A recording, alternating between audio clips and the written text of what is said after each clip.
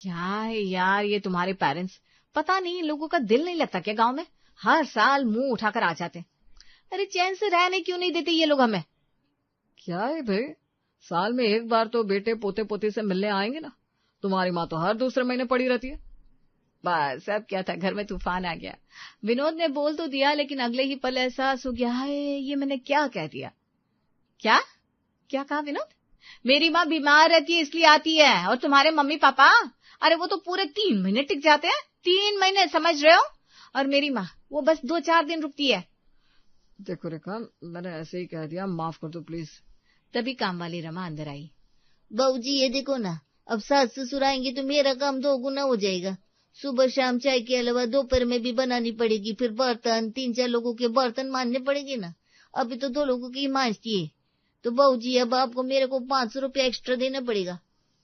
रमा ठीक है, दे देंगे, तुम जाओ अपना काम करो। नहीं नहीं, सब पहले तय करो वरना मैं नहीं करेगी। मेरी सहेली कमला के घर में भी ना सास आई थी, उसको एक्स्ट्रा पैसा मिलेला था। देखा विनोद, देखा तुमने, अब काम वाली भी मुझे सुना रही है।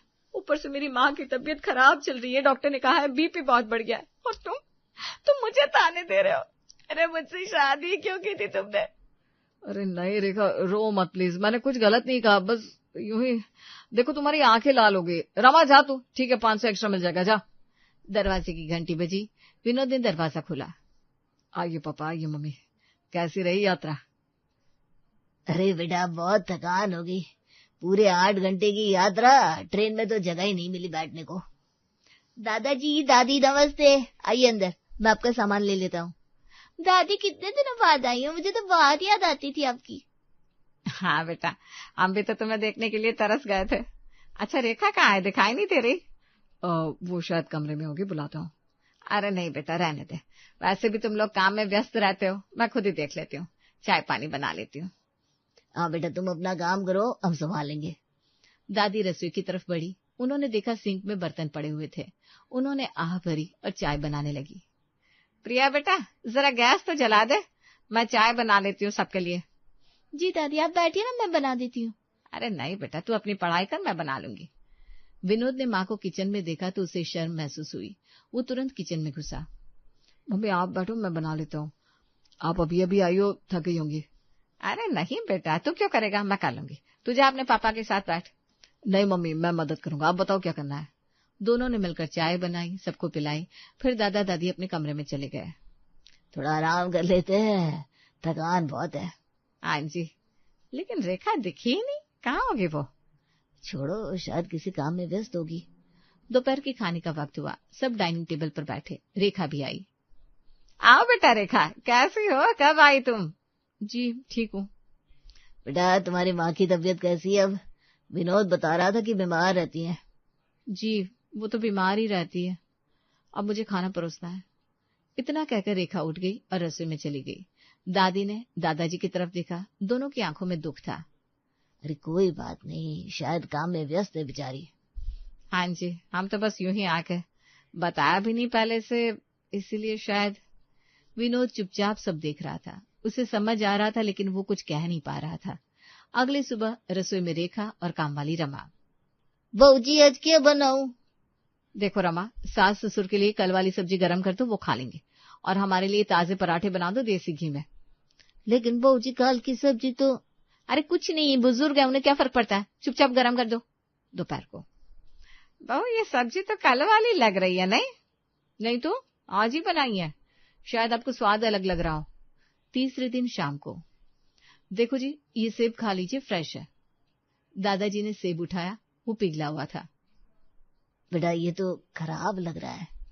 नहीं नहीं पापा जी, बिल्कुल ठीक है, बस थोड़े पके हैं, खा लीजिए वरना बर्बाद हो जाएंगे। चौथे दिन सुबह, अच्छा सुनिए, पास में ही गुरुद्वारे में लंगर चल रहा है, आप लोग वहीं खाना खा लेना, मुझे आज बाहर जाना है। लेकिन बेटा हम। अरे क्या लेकिन, चलो तैयार हो जाओ, विनोद छोड़ देगा आपको, वहां का खाना बहुत अच्छा होता है। ठीक है बेटा, जैसी तुम्हारी मर्जी। शाम को जब विनोद ऑफिस से लौटा।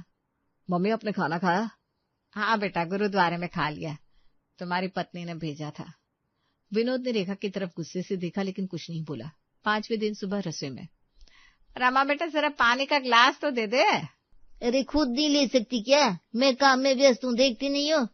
दादी चुपचाप रह गई, खुद ही पानी लेने लगी। और सुनो, मेरे बर्तनों को हाथ मत लगाना, मेरे को अच्छा नहीं लगता। दादाजी बाहर से आए। रमा बेटा, जरा ये फर्श पोंछ दो, पानी गिर गया है। हाँ, अभी पोंछ देती है, लेकिन आप आ गए हो ना तो काम 2 गुना हो गया है। बहू जी को एक्स्ट्रा पैसा देना ही पड़ेगा। ठीक है बेटा, ठीक है। और हाँ, आप लोग इधर उधर सामान मत फैलाया करो, मेरे को साफ करने में दिक्कत होती है। बुढ़ापे में भी लोग सुधरते नहीं है। आरव वहीं खड़ा सुन रहा था। रमा काकी, ये क्या तरीका है बात करने का? ये मेरे दादा दादी है, इज्जत से बात करो।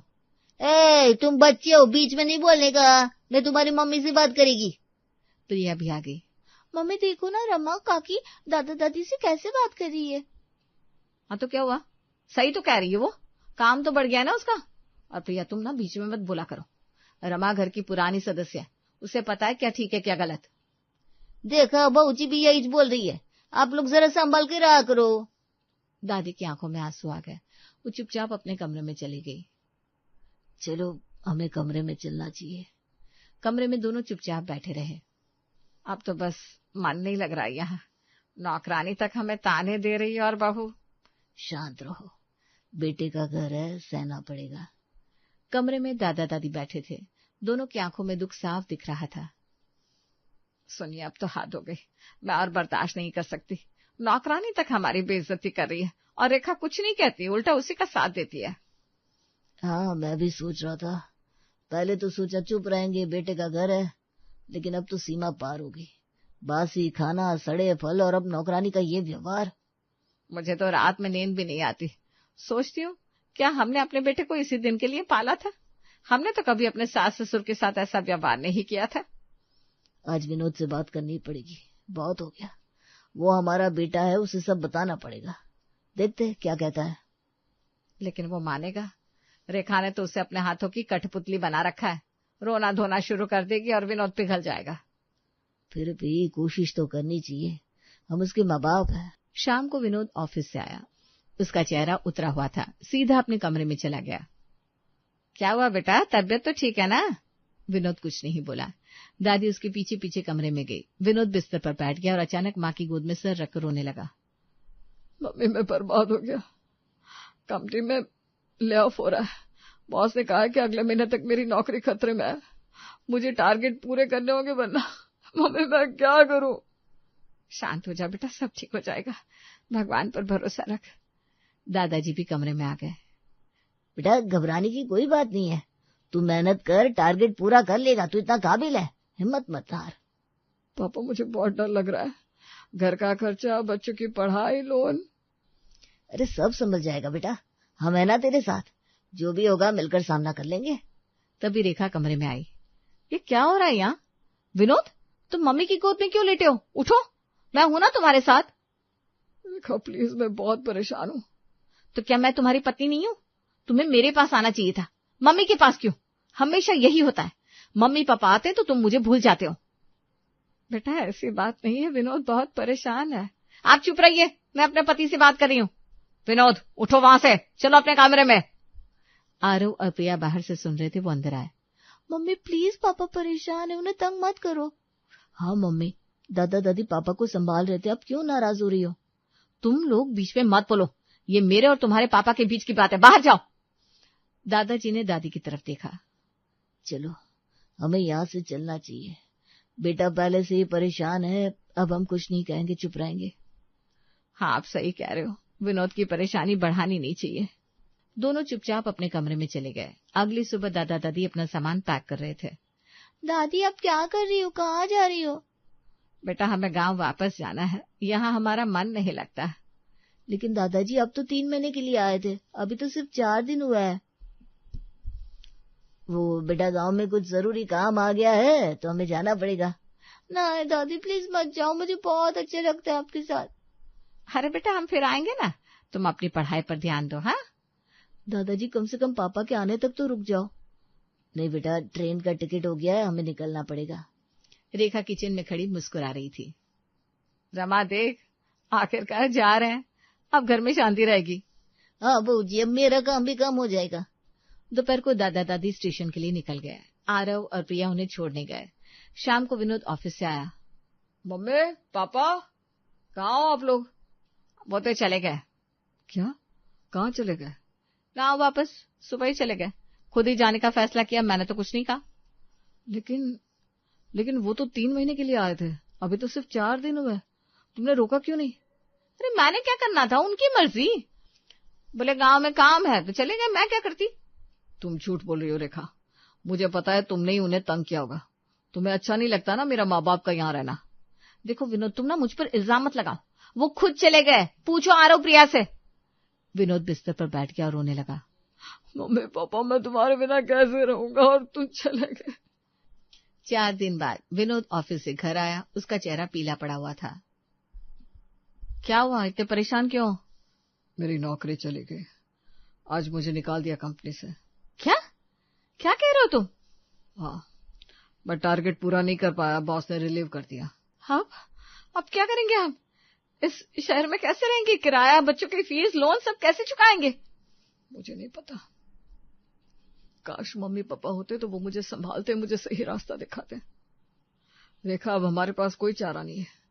इस शहर में घर का किराया, बच्चों की फीस हम नहीं चुका पाएंगे, हमें गांव जाना पड़ेगा। गांव? वो भी तुम्हारे माँ बाप के पास? नहीं, मैं नहीं जाऊंगी। तो फिर बताओ यहाँ कैसे रहेंगे? पैसे कहाँ से आएंगे? मेरे पास कोई दूसरा रास्ता नहीं है। ठीक है, लेकिन जल्दी से नौकरी ढूंढना और वापस आ जाना। गांव में दादाजी को विनोद का फोन आया। पापा मैं सब लेकर गांव आ रहा हूँ, नौकरी चली गई, कुछ दिन आपके पास रहना पड़ेगा। दादी पास में खड़ी सुन रही थी। अरे वाह, बेटा आ रहा है, पोते पोती भी आ रहे हैं, कितने दिनों बाद। हाँ लेकिन सुनो, रेखा भी आ रही है, उसने तुम्हारे साथ कैसा व्यवहार किया था याद है ना? दादी तुरंत काम में लग गई। घर की सफाई, विनोद रेखा के कमरे की तैयारी, बाजार से सामान मंगवाना। अरे आरव प्रिया के लिए नया बिस्तर लगवाना पड़ेगा, और रेखा को तो मेथी के पराठे बहुत पसंद है, मेथी ले आओ। तुम पागल हो गई हो क्या? उसने तुम्हारे साथ कैसा व्यवहार किया था, बासी खाना, सड़े फल, गुरुद्वारे भेजा, और तुम उसके लिए इतनी तैयारी कर रही हो। अरे वो तो गुस्से में थी, शहर की बहू है, उसमें समझ नहीं थी। लेकिन मैं तो माँ हूँ, घर में कोई आता है तो उसे परेशान थोड़ी ना करूंगी। वो मेरे बेटे की पत्नी है, मेरी बहू है। अरे लेकिन कोई लेकिन विकिन नहीं, मैं सब तैयारी करूंगी। मेरा बेटा परेशानी में है, मैं उसे और परेशान नहीं कर सकती। गांव का घर, विनोद की गाड़ी घर के सामने रुकी। आ गए मेरे बच्चे। अरे विनोद बेटा आओ आओ। आओ बेटा, कैसे हो? रेखा बेटा आओ अंदर। अरे प्रिया कैसे हो बच्चों? दादाजी बहुत अच्छा लग रहा है यहाँ। दादी आपने तो पूरा घर सजा दिया। तभी पड़ोस से शर्मा जी आए। अरे विनोद बेटा आ गए तुम? तुम्हारी मम्मी तो रोज कहती थी कब आएगा मेरा बेटा, हर दिन तुम्हारा इंतजार करती रहती थी, तुम्हारे कमरे को रोज साफ करवाती थी। सच मम्मी? अरे नहीं ऐसी कोई बात नहीं है, शर्मा जी बड़ा चढ़ाकर बोलते हैं। मिश्रा आंटी भी आई। रेखा बेटा, तुम्हारी सास तो तुम्हारे लिए मेथी के पराठे बनाने की तैयारी कर रही थी, कह रही थी रेखा को बहुत पसंद है।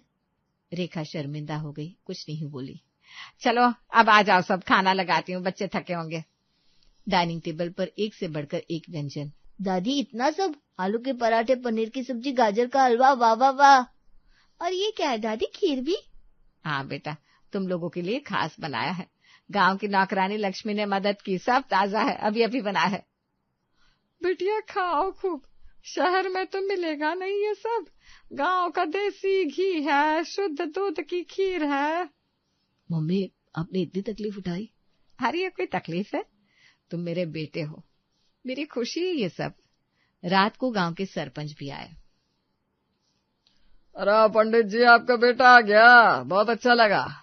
अब तो बहुत इज्जत वाले आदमी है गांव में, मंदिर की पूजा, सबके काम सब आप ही तो संभालते हैं। आपका बेटा भी आपके जैसा ही होगा। विनोद को पता चला कि गांव में पिताजी की कितनी इज्जत है। पापा अब तो कुछ नहीं बेटा, बस गांव के लोग प्यार करते हैं। अच्छा अब सो जाओ, थके होंगे। बच्चे खुशी से सो गए, लेकिन रेखा की आंखों में नींद नहीं थी। रात को विनोद और रेखा के कमरे में। देखा रेखा, देखा तुमने मम्मी पापा ने हमारे लिए क्या क्या किया, और तुमने शहर में उनके साथ कैसा व्यवहार किया था। बासी खाना, सड़े फल, गुरुद्वारे भेज दिया, शर्म नहीं आई तुम्हें? रेखा चुप रही। आरव दरवाजे पर खड़ा था। मम्मी आपने गलत किया, बहुत गलत। दादी ने हमारे लिए इतने प्यार से खाना बनाया और आपने उनके साथ, छी, मुझे शर्म आती है। प्रिया भी आई। मम्मी मुझे भी बुरा लग रहा है। दादा दादी कितने अच्छे हैं, पूरे गांव में उनकी इज्जत है, और आपने उन्हें तंग किया, नौकरानी से भी बुरा व्यवहार करवाया। रेखा की आंखों में आंसू आ गए, असली आंसू। मुझे माफ कर दो, मुझसे बहुत बड़ी गलती हो गई। मुझे नहीं पता था कि मम्मी पापा इतने अच्छे, मैं बहुत स्वार्थी थी। अब रोने से क्या फायदा, तुमने मेरे माँ बाप को कितना दुख दिया। मैं मम्मी पापा से माफी मांगूंगी प्लीज। अगली सुबह रेखा दादा दादी के पैरों पर गिर गई। मम्मी जी, पापा जी, मुझे माफ कर दीजिए, मैंने आपके साथ बहुत बुरा किया, मैं बहुत गलत थी, मुझे अपनी गलती का एहसास हो गया है, प्लीज मुझे माफ कर दीजिए। दादी ने रेखा को उठाया। उठो बेटा, उठो, हम तो पहले ही माफ कर चुके हैं, तुम हमारी बेटी हो। माँ बाप कब तक बच्चों से नाराज रहते हैं? बेटा गलती हो गई, कोई बात नहीं, अब आगे से ध्यान रखना, बुजुर्गों का सम्मान करना, वो तुम्हारा भविष्य बनाते। बेटा वादा करती हूँ अब कभी ऐसी गलती नहीं होगी। आप लोग जब भी आओगे मैं पूरे दिल से आपकी सेवा करूंगी। बस बेटा बस, अब चुप हो जाओ। ये लो मेथी के पराठे खाओ, तुम्हें पसंद है ना? सब मिलकर खाना खाने बैठे। घर में खुशियां लौट आई थी। रेखा ने अपनी गलती मान ली थी और परिवार फिर से एक हो गया था। विनोद ने सोचा, काश शहर में ही मैं समझ गया होता, लेकिन देर से ही सही सब ठीक हो गया।